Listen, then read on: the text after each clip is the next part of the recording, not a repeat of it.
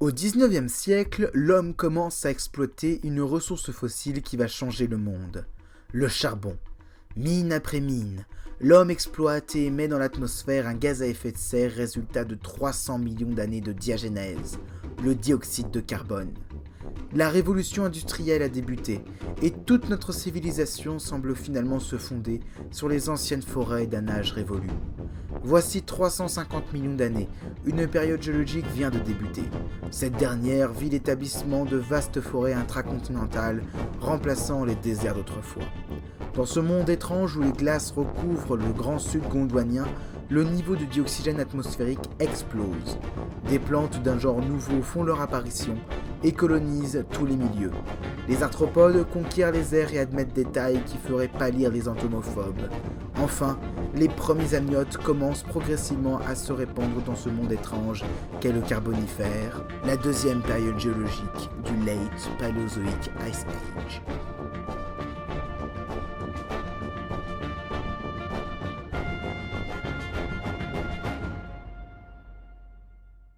De 359 à 299 millions d'années s'étend une période géologique des plus intéressantes, le Carbonifère. Tout au long de la vidéo, je vais utiliser les différents étages de la période. Il convient donc de les découvrir. Regardons de plus près la charte chronostratigraphique internationale. La période Carbonifère est constituée de deux séries géologiques. Le Mississippien s'étendant sur 36 millions d'années de 359 à 323 millions d'années, et le Pennsylvanien s'étendant sur 24 millions d'années de 323 à 299 millions d'années. Ces deux séries géologiques sont elles-mêmes subdivisées en étages. Dans l'ordre, le Tournésien, le Vicéen, le Serpuchovien, le Bashkirien, le Moscovien, le Casimovien et le Xélien. Pour finir, il est important de savoir que le Pennsylvanien est parfois subdivisé non pas en 4 étages, mais bien en 2 sous-séries, à savoir le Westphalien et le Stéphanien.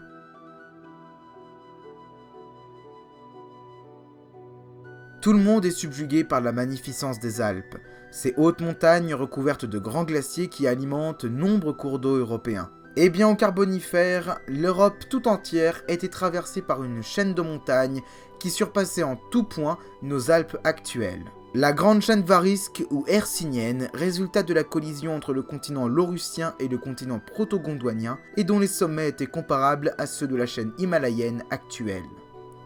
Le Laurussia était alors parcouru par deux chaînes de montagnes majeures, résultant de deux orogénèses très différentes.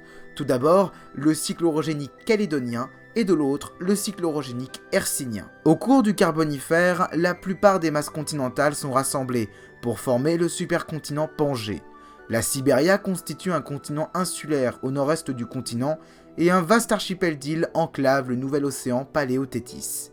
La Pangée nouvellement formée est enfin bordée par le grand océan global, Panthalassa. Le Carbonifère tire son nom du charbon exploité par les hommes et des innombrables bassins houillers dont la plupart datent de cette même période. Les terrils du Nord-Pas-de-Calais et de Belgique, qui appartiennent à un gigantesque bassin houiller et dont les schistes noirs, qui sont des roches sédimentaires argileuses et bitumineuses, sont très fossilifères. Petit aparté, en géologie, le terme schiste désigne la plupart du temps des roches métamorphiques, totalement azoïques, c'est-à-dire qu'il y a absence totale de fossiles. Ces derniers ayant été totalement anéantis lors du processus de métamorphisme, les conditions de pression et de température étant devenues extrêmes. Les schistes argilo-sédimentaires sont des schistes dont le processus de métamorphisme a été assez rapidement interrompu, permettant la préservation des fossiles. C'est ainsi que dans la plupart des bassins houillers, on trouve une faune et une flore fossiles datant du Carbonifère dans des schistes. C'est évidemment le cas des sites du massif de la Belle-Odonne en Isère et du Conservat-Lagerstadt de Montceau-les-Mines,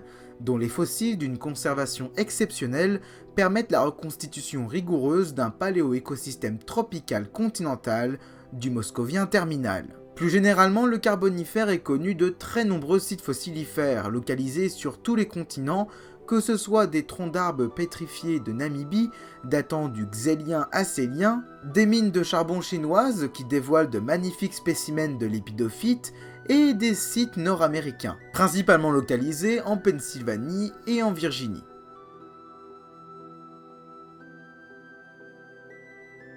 Le Carbonifère débute dans un contexte paléoclimatique hérité du grand refroidissement global de la fin du Faménien, développé dans le précédent épisode.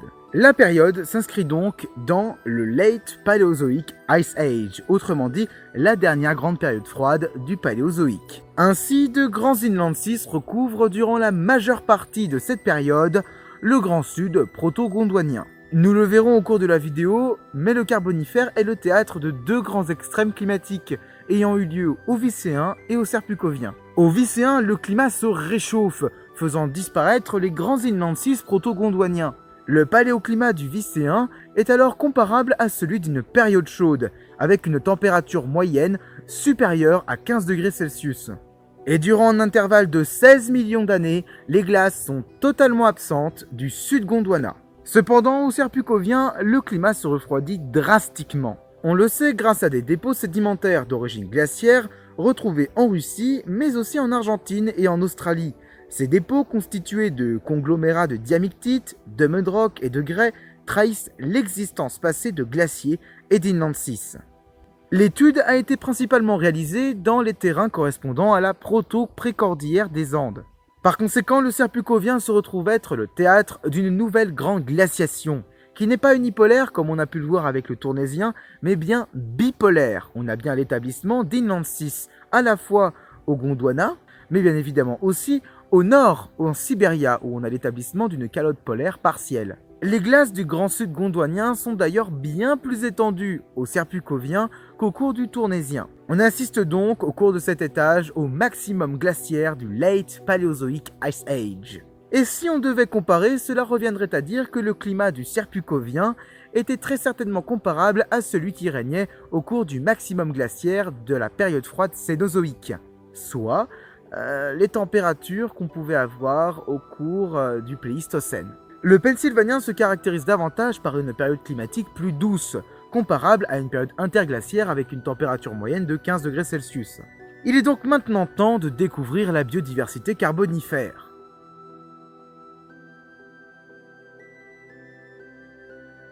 Il y a 359 millions d'années, suite à la crise d'extinction de masse du Frasnien-Faménien, le Tournaisien, premier étage du Carbonifère, débute, avec une nouvelle diminution de la biodiversité suite à des bouleversements environnementaux tels une grande dysoxie océanique. On remarque par exemple une très faible diversité chez les tétrapodes fossiles du Mississippien inférieur. Cette absence de tétrapodes dans le registre fossile du Tournaisien traduit la lacune de Romer. Nous y reviendrons d'ailleurs un peu plus tard dans la vidéo. Globalement, à l'exception des crinoïdes qui sont particulièrement abondants dans les roches tournaisiennes, eh bien, il y a assez peu de fossiles datant de cet étage. Ce qui est d'ailleurs particulièrement embêtant car nombreuses sont les questions concernant le vol chez les insectes au Carbonifère inférieur et bien évidemment aussi chez l'évolution des tétrapodes carbonifères. Des questions qui trouveront peut-être des brides de réponses dans les années à venir. Quoi qu'il en soit, délaissons un peu les métazoaires pour découvrir la flore carbonifère.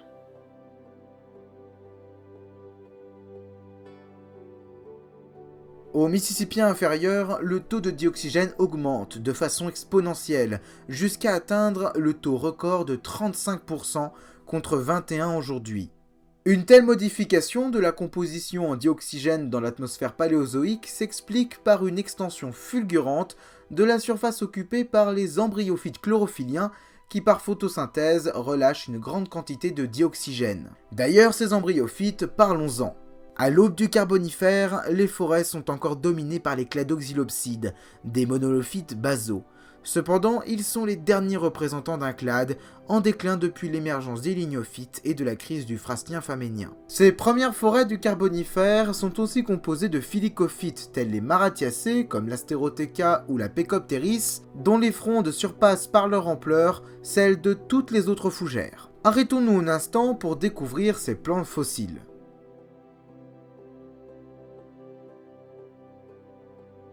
Les fougères, au sens strict du terme, sont dès le début du Dévonien des plantes déjà très diversifiées et abondantes. Et au Carbonifère, des radiations successives ont permis leur extension sur tout le continent pangéen. Seulement, qu'appelle-t-on fougère au juste? Nous le verrons plus en détail dans une LFP qui leur sera consacrée, mais j'aimerais dans cette vidéo développer ce sujet qui est tout de même relativement important pour bien comprendre le monde Carbonifère. Les fougères aux phyllocophytes constituent un clade composé à l'heure actuelle de 13 000 000 espèces, constituant deux groupes, les maratiales et les polypodiopsidés. Les maratiales sont essentiellement des fougères eusporongées, c'est-à-dire que les sporanges se constituent à partir de plusieurs cellules épidermiques. Caractère en totale opposition avec celui des polypodiopsidés, qui sont dits leptosporangés, soit le fait que les sporanges s'embryonnent à partir d'une seule cellule dite épithéliale. Les polypodiopsidés sont totalement absentes du registre fossile mississippien. Par conséquent, elles ne sont tout simplement pas présentes dans ces forêts primordiales. Ces dernières n'apparaîtront qu'au Permien terminal. Les maratiales sont au Carbonifère inférieur déjà très diversifiées et abondantes. En témoignent le nombre et la diversité des fossiles de fronde découvertes jusqu'à présent. De plus, elles ont développé, comme toutes les euphiophytes, de gigantesques mégaphiles, permettant ainsi d'étendre la surface foliaire de la plante et donc d'améliorer le rendement photosynthétique. Et bien évidemment, leurs branches présentent une phyllotaxie, c'est-à-dire un arrangement en hélice des feuilles autour de la tige. Les maratiales sont principalement représentés dans le registre fossile mississippien par les fougères Pecopteris ou encore Odontopteris. Et ces fougères devaient recouvrir une bonne partie du sous-bois mississippien et pennsylvanien aux côtés des arthrophytes. Mais c'est sans compter l'omniprésence des maratiales arborescents dans les bassins houillés du Carbonifère qui ont dès la fin de cette même période supplanté les derniers lycophytes arborescents, à savoir les lépidodendrales. On pourra par exemple citer le genre Psaronius qui a été découvert dans le Conservat-Lagerstätte de Montsolemine. Le Psaronius, du haut de ses 10 mètres, était le plus grand maratial du Carbonifère. Ces grandes frondes ont été retrouvées sur tous les continents, constituant autrefois le Laurussia. Et devinez quoi? Les frondes du Psaronius portent un nom, il s'agit du morphe Pecopteris. Et oui, il s'agit du même nom que le genre Pecopteris qui constitue aussi une fougère herbacée. Psaronius est aussi connu de nombreux types fossilisés et pourvu de nombreuses cicatrices foliaires qui portent d'ailleurs le joli nom d'Agiophyton. On le verra plus tard, mais le Psaronius a considérablement modifié les paysages tropicaux du Casimovien et du Xélien, les deux derniers étages du Pennsylvanien.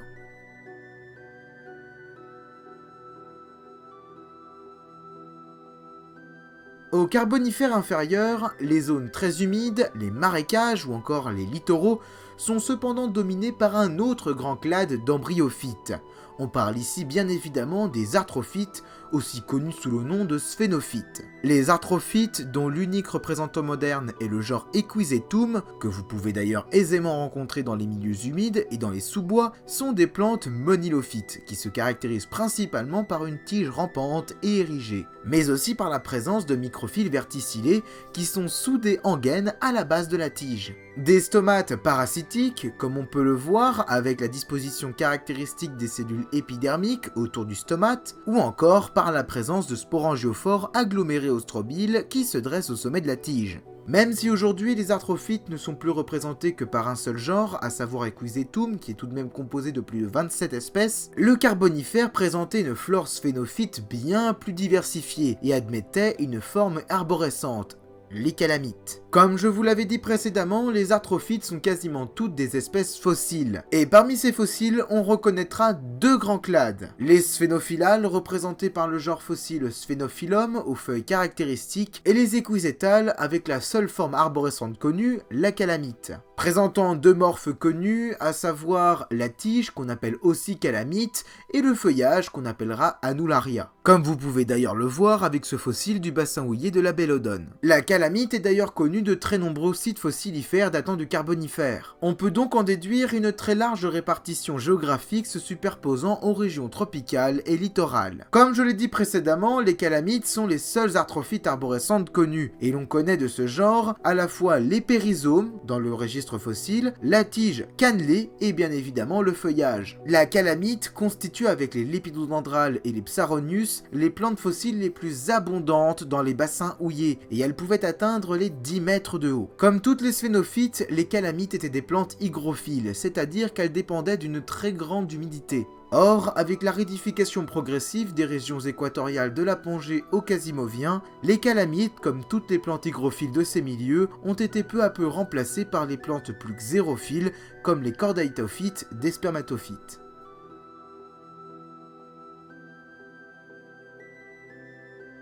Au Mississippien, la flore paléozoïque, jusque-là dominée par les cladoxylopsides, se voit totalement transformée. Comme on le sait, l'avènement du Late Paleozoic Ice Age a eu des répercussions totalement désastreuses sur ces monilophytes dévoniens qui ont très rapidement décliné. D'ailleurs, les cladoxylopsides sont totalement absents du registre fossile vicéen, traduisant très certainement leur extinction. Aux côtés des cladoxylopsides prospérait un autre grand clade, les premiers lycopodes, à savoir les proto-lépidodendrales, comme le plus ancien des embryophytes connus, le Paraguanesia, connu essentiellement des sites fossilifères siluriens d'Australie. Mais dites-moi, savez-vous réellement ce que sont les lycopodes? Découvrons rapidement ce clade si unique du monde végétal. Les lycophytes, dont le plus ancien représentant fossile connu date du Silurien, admettent actuellement qu'une forme herbacée et sont, contrairement aux arthrophytes, encore assez diversifiés avec pas moins de 1350 espèces décrites à ce jour. Les lycopodes, dont le genre le plus célèbre est le Lycopodium, sont des embryophytes principalement caractérisés par une division toujours dichotomique du système racinaire ou du branchage s'il s'agit de lycophytes arborescents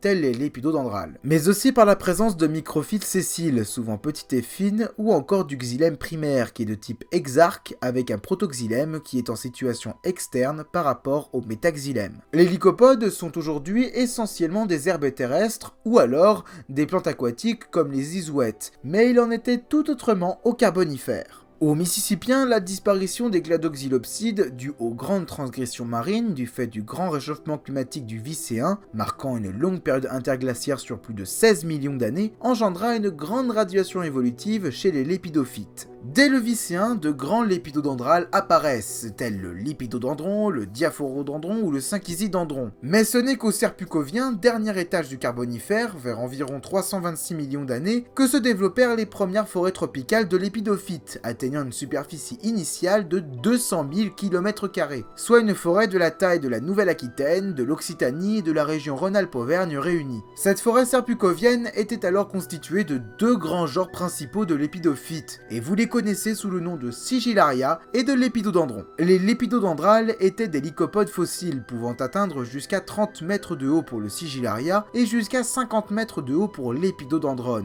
Lépidodendracées et Sigillariacées sont connus de très nombreux sites fossilifères nord-américains, comme ceux des Appalaches par exemple, mais aussi de la plupart des bassins houillers européens, qu'ils soient écossais ou encore français, comme par exemple les sites auvergnats, le Conservat-Lagerstätte de Montsolémine, les sites de la Bellodone ou encore les terrils du Nord. Et enfin, on les retrouve même en Chine et en Russie. Ils sont d'ailleurs principalement représentés dans le registre fossile par des empreintes de troncs avec des cicatrices foliaires caractéristiques ou encore par des spores et des racines fossilisées. Dans les schistes noirs du massif de la Bellodone, on a même retrouvé les microphyles des Sigillariacées. Les lépidodendrales se caractérisaient par l'absence d'un phloème secondaire, rendant difficile l'alimentation de toute la plante en sève élaborée riche en glucose et synthétisée par photosynthèse. Ainsi, pour pallier à ce problème, on pense que tout l'organisme était photosynthétique, à l'image d'ailleurs des lycopodes herbacées actuels. Une autre synapomorphie était l'hétérosphorie des lycophytes, qui ne produisaient non pas un, mais deux types de spores, que sont les mégaspores et les microspores. Comme tous les lycophytes, les lépidodendrales étaient caractérisés par leur système racinaire et foliaire qui était divisé dichotomiquement. Et ils étaient aussi pourvus de microphyles sessiles, à savoir des petites feuilles fines qui poussaient directement sur la tige. Cependant, chez les Sigillariacées, les microphyles pouvaient atteindre jusqu'à 1 mètre de long. Enfin, il faut savoir que les lépidophytes étaient des plantes à longévité déterminée. Une fois les spores produites et relâchées dans l'atmosphère, la plante mourait tout simplement. Elle atteignait d'ailleurs une taille adulte et ne pouvait la dépasser. Ainsi, la canopée du Carbonifère devait être assez homogène, sans véritablement de différence de taille entre les arbres. Et bien maintenant, parlons de ces premières forêts de lépidophytes. Au Serpukhovien, nous l'avons vu, les lépidodendrales avaient constitué les premières forêts tropicales longeant la chaîne hercynienne. Et à la fin de ce même étage, la superficie de cette forêt est multipliée par 5, atteignant 1 million de km², soit 2 fois le territoire occupé par la France métropolitaine. Au Pennsylvanien inférieur, ou westphalien, la forêt tropicale s'étend encore. Et au Moscovien, elle atteint sa superficie maximale, soit 2 500 000 km², ce qui veut dire à peu près la moitié du territoire occupé à l'heure actuelle par l'Amazonie. Le Moscovien est globalement l'âge d'or des lépidophytes et des arthrophytes qui sont alors extrêmement diversifiés. Les lépidodondracées sont d'ailleurs ceux qui sont les plus abondants.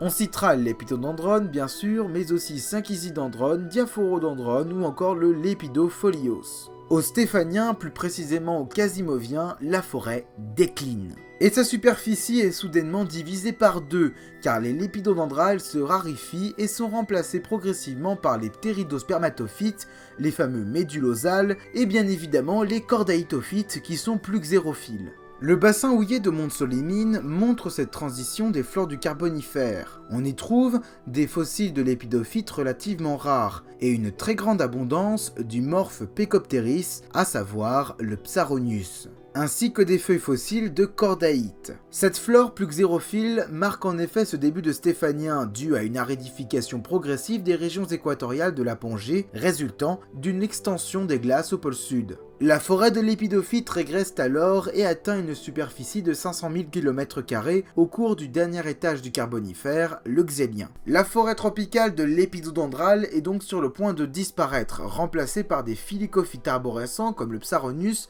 des cordaïtophytes qui sont alors en pleine diversification et des spermatophytes en général, comme par exemple les premiers pinophytes. Cependant, au Cisuralien inférieur, à l'aube du Permien, c'est une nouvelle révolution dans le monde végétal. Car la forêt de l'épidodendral atteint de nouveau 1 500 000 km². Cette renaissance des forêts de l'épidophyte, il y a environ 290 millions d'années, est traduite par l'abondance des Sigillariacées et des Lepidodendracées découverts dans les schistes noirs de Chine. On sait aujourd'hui qu'au cours de la transition carbonifère-permien, la Chine constituait alors un vaste archipel d'îles plutôt comparable à celui de l'archipel indonésien actuel. La forêt de l'épidodendral a donc colonisé progressivement les îles enclavant la Paléothétis, laissant la Pangée aux premiers conifères comme les Wotziales ou encore aux cordaïtophytes devenus dominants. En Namibie, une forêt pétrifiée de conifères a par ailleurs été découverte et révèle l'omniprésence des Wotziales. Ces anciens pinophytes dominaient alors les vastes régions polaires et tempérées de la Pangée. Si vous voulez en savoir plus concernant les premiers pinophytes et en général les acrogymnospermes, je vous conseille d'aller voir le 3e épisode des La flore pangéenne qui, je pense, vous fera très plaisir sur ce sujet.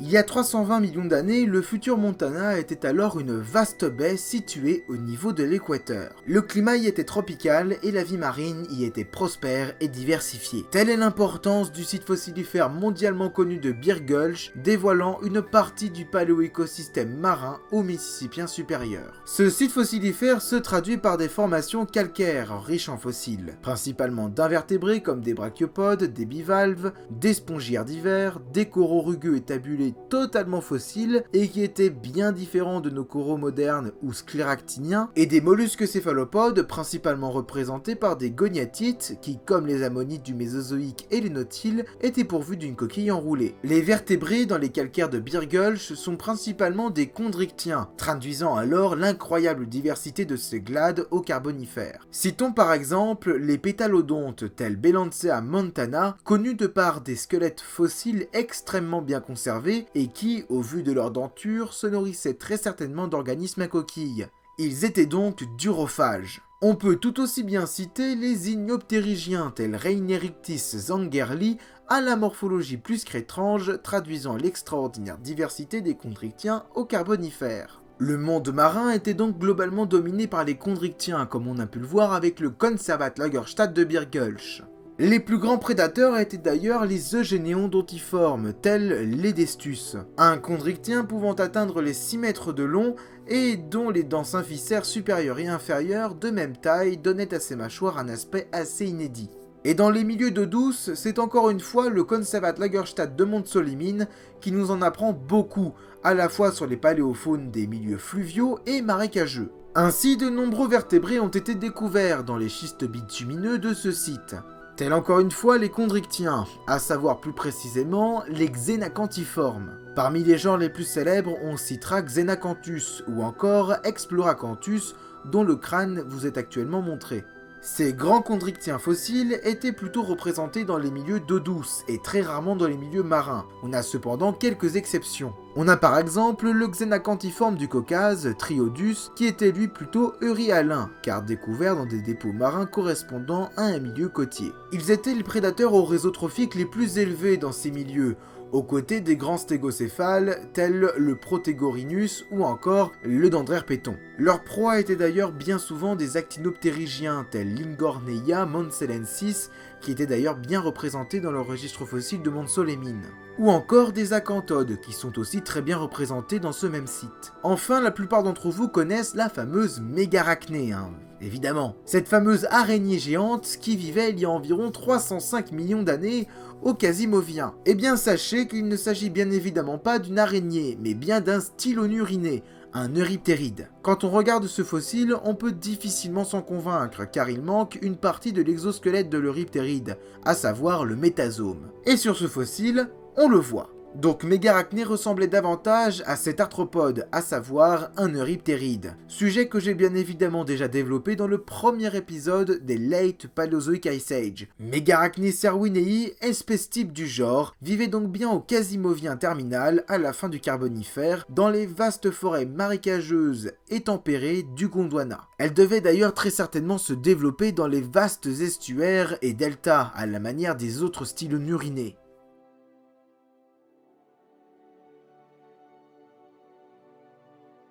Les arthropodes géants sont très certainement les organismes les plus célèbres du Carbonifère. On citera évidemment Arthroplora, Meganora, Pulmonus scorpius, et après...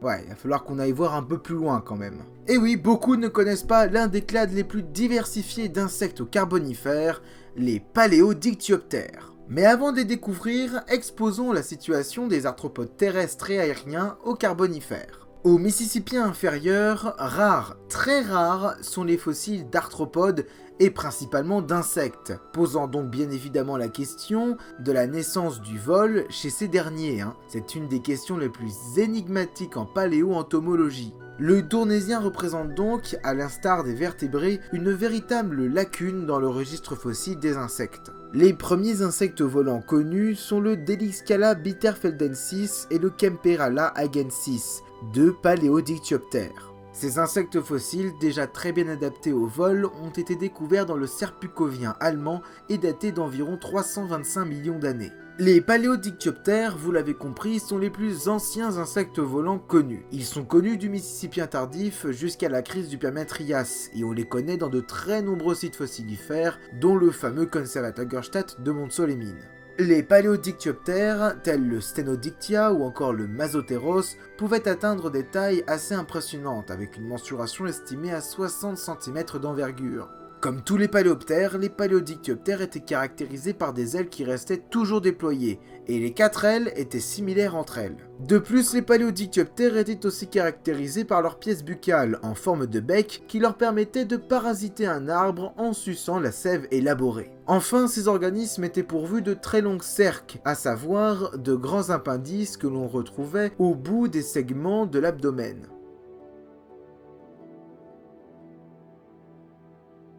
Mais les paléodictyoptères ne sont pas les seuls maîtres des cieux au Carbonifère, car une odonatoptère géante a fait son apparition au cours de la fin du Quasimovien, alors que la forêt de lycophytes était en plein déclin. Il s'agit bien sûr de la Meganora. Meganora moni, la fameuse Méganoridée découverte dans les mines de charbon de Commentry, dont le fossile actuellement exposé au MNHN est aisément reconnaissable grâce au coup de pioche qu'il a bien marqué, est très certainement l'un des plus grands prédateurs aériens des paléofaunes du Paléozoïque. Pouvant mesurer jusqu'à 70 cm d'envergure, elle est la deuxième plus grande odonatoptère ayant existé, à savoir le clade qui regroupe les demoiselles ou encore les libellules. En effet, la plus grande odonatoptère connue est la Meganeuropsis, qui pouvait mesurer jusqu'à 72 cm d'envergure et qui est essentiellement représentée dans le Permien américain. Meganora chassait très certainement dans les vastes canopées et dans les marécages, là où prospéraient les paléodictyoptères, alors la proie principale des Méganeuridés.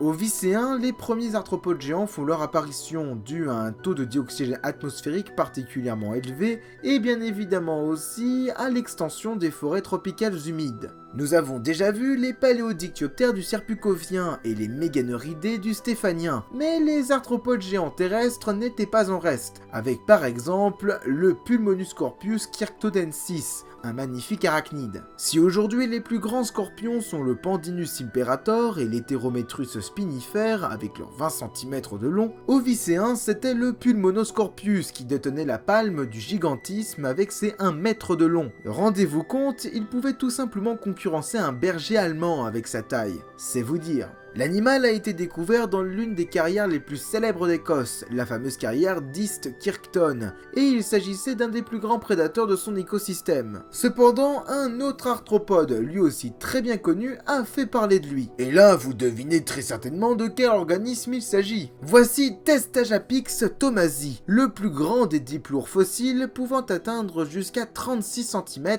contre 30 mm pour les espèces actuelles. Ces arthropodes étaient dépourvus d'ailes et d'yeux, et ils étaient pourvus de très longs cerques caractéristiques. Enfin et pour finir, le célèbre Arthroplora n'est très certainement plus à présenter. Il constitue quant à lui le plus grand de tous les diplopodes fossiles ou actuels, et il s'agit d'un des plus grands arthropodes de tous les temps. L'animal a été découvert dans de nombreux sites fossilifères, principalement des bassins houillers, nord-américains, écossais et européens en général. Ces restes fossiles sont d'ailleurs quasi essentiellement des empreintes, mais on a aussi retrouvé son exosquelette fossile, et parfois très bien conservé, comme ici. Arthroplora pouvait mesurer entre 30 cm et 2,50 m de long, et il se caractérisait par son corps aplani et divisé en 30 segments, avec 2 plaques latérales et une plaque centrale par segment. Arthroplora vivait il y a environ 315 millions d'années, au cours du Moscovien, alors l'âge d'or des forêts de l'épidophyte. Et on sait aujourd'hui qu'il était très certainement vigitivore, comme le montre la présence de restes de xylème, de lycopodes fossilisés ou encore de spores qui constituaient le contenu stomacal et intestinal du diplopode fossile.